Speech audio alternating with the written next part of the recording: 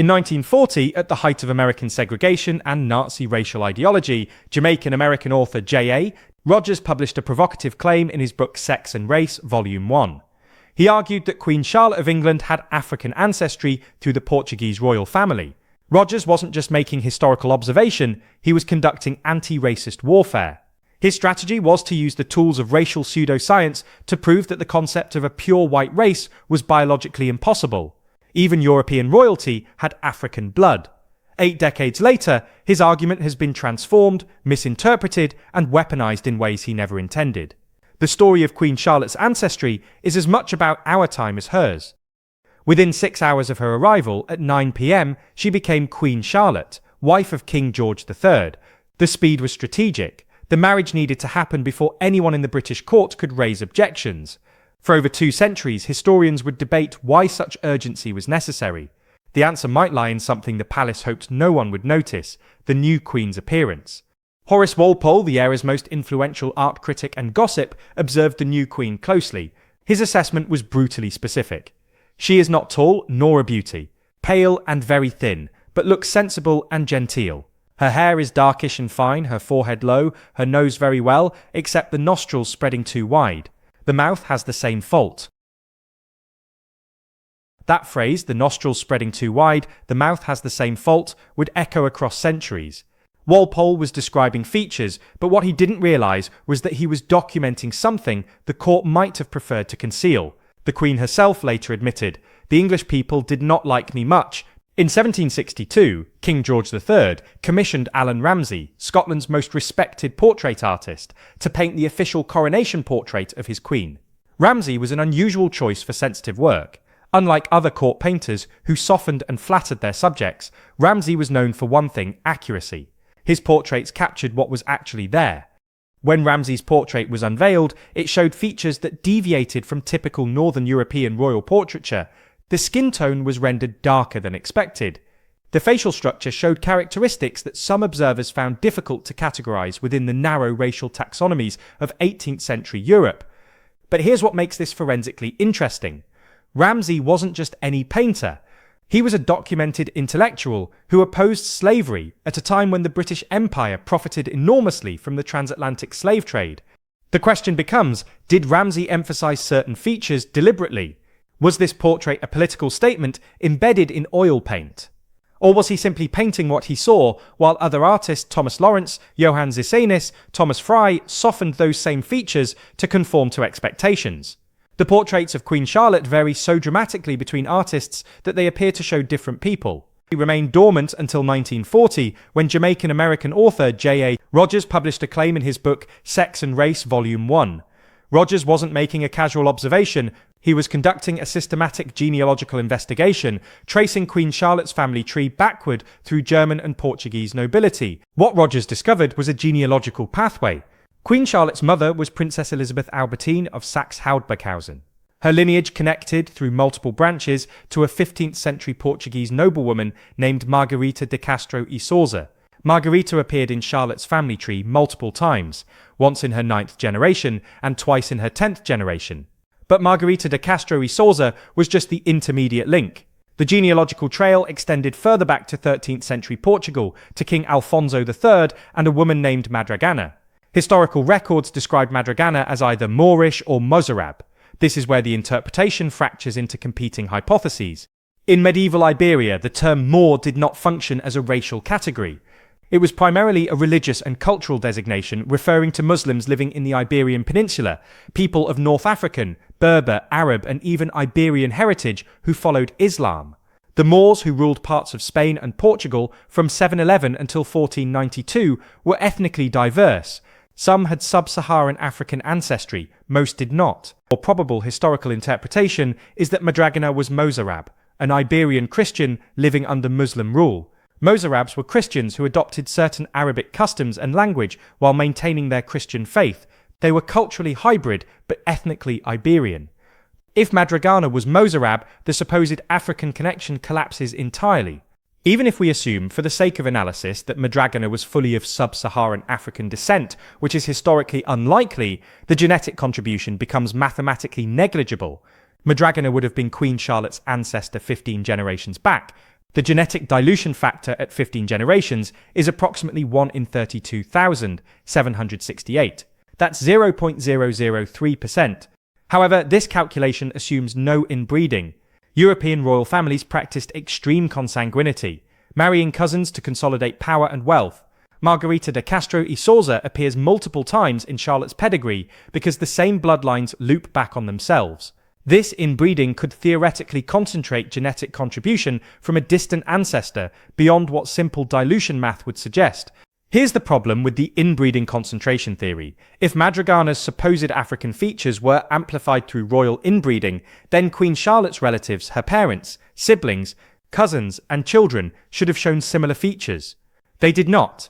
None of her 15 children, 9 sons and 6 daughters, were ever described as having African characteristics. Her husband, King George III, shared much of this same ancestral background through intermarriage. He looked typically Northern European. The second major piece of evidence emerged from the diary of Baron Christian Friedrich von Stockmar.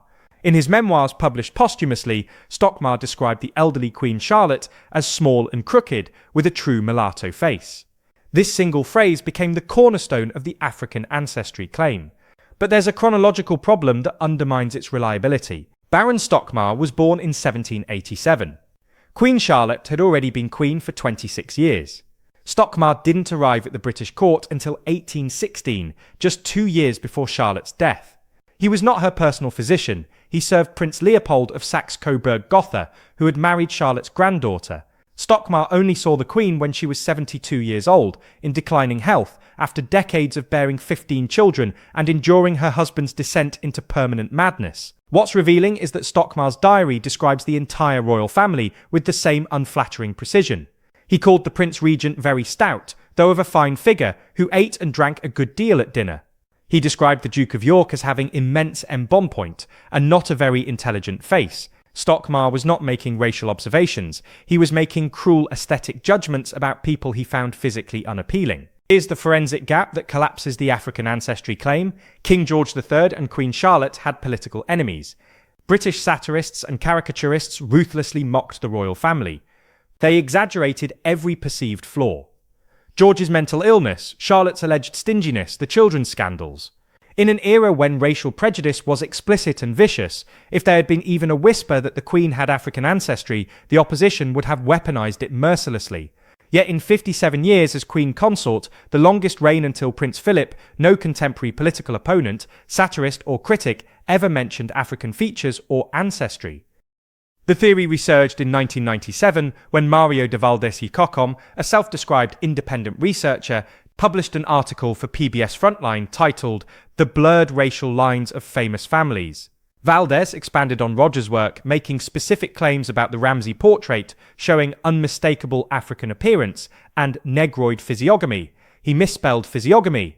Valdés argued that Ramsay, as an anti-slavery intellectual, deliberately emphasized African features to make a political statement. Valdés's claim that Ramsay was responsible for the majority of the paintings of Queen Charlotte is factually incorrect. Ramsay painted one portrait from life in 1762. His studio then produced numerous copies for distribution across the British Empire. Other artists, Gainsborough, Lawrence, Zeedon, painted Charlotte at different ages with completely different aesthetic approaches. The variation in portraiture tells us more about artistic convention than about the Queen's actual appearance. When you analyse the full range of Queen Charlotte portraits, you see standard variation in 18th century royal portraiture. Ramsay's style used warmer skin tones and emphasised three-dimensional modelling through light and shadow. Zeedon's portrait shows Charlotte with extremely pale skin and delicate features. Thomas Lawrence painted her in 1789 as a middle-aged woman with a completely different facial structure. These differences reflect artistic training, pigment choices, and aesthetic movements, not a coordinated cover-up. In the 1970s, Dr. Joyce Hemlow at McGill University was directing the Burney Project, editing the diaries of Fanny Burney, who had served as secretary to Queen Charlotte. Hemlow obtained research from Olwen Headley, Charlotte's most recent biographer, who had collected at least half a dozen quotes by her contemporaries regarding her negroid features. This became the foundation for Valdés's later claims. But when you trace these quotes back to primary sources, they dissolve into aesthetic criticism, not racial observation. Three quotes about negroid features are actually descriptions of unconventional beauty. Walpole's comment about wide nostrils and mouth, a Prime Minister's remark that her nose is too wide and her lips too thick, Sir Walter Scott calling her ill-coloured. These are 18th century beauty standards being applied to a woman who did not conform to the narrow ideal: pale skin, small features, delicate frame. Charlotte was described as having dark hair, darker complexion than expected, and broader features. This made her unattractive by contemporary standards. It does not make her African. Modern historians and genealogists overwhelmingly reject the African ancestry claim. Historian Andrew Roberts calls it utter rubbish and notes that scholars are reluctant to address it publicly due to what he terms the cultural cringe factor, the awkwardness of discussing race and historical interpretation.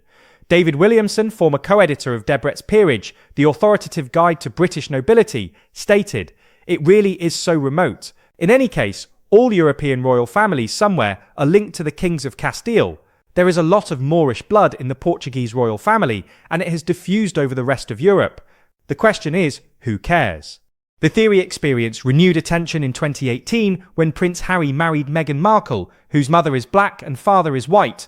Media outlets hailed Markle as the first mixed-race member of the British royal family, prompting advocates of the Charlotte theory to push back. What about Queen Charlotte?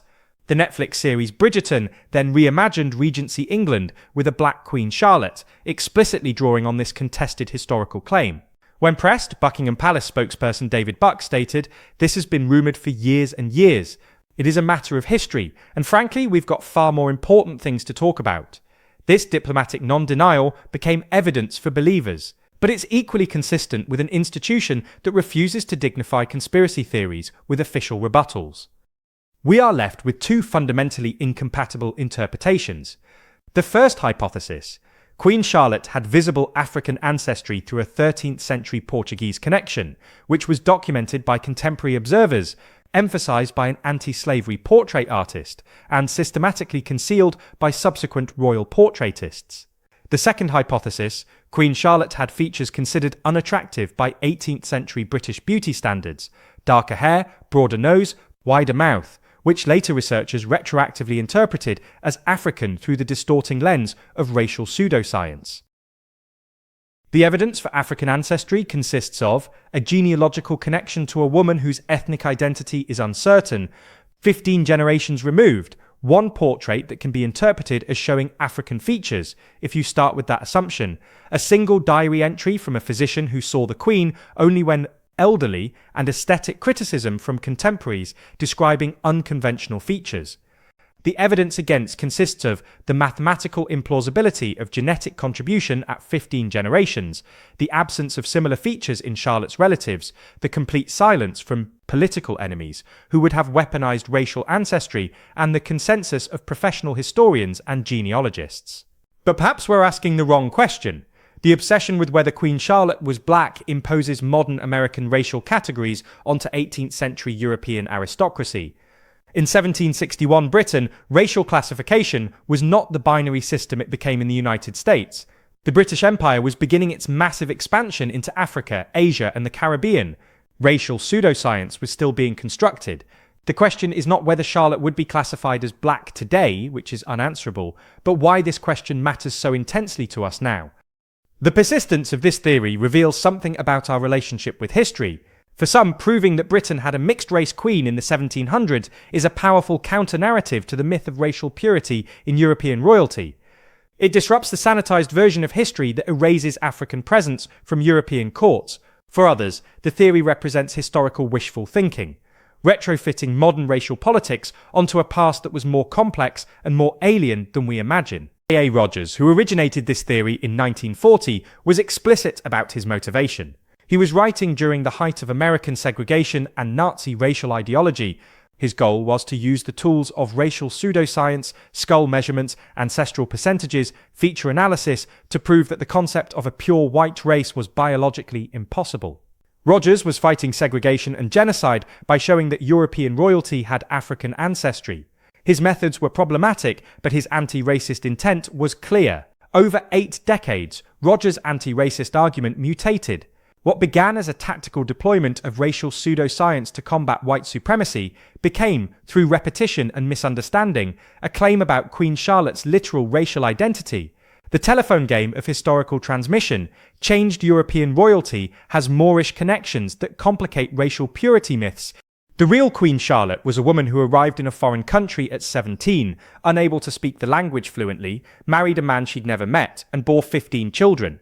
She endured her husband's descent into what we now believe was porphyria, a metabolic disorder that caused severe physical and mental symptoms.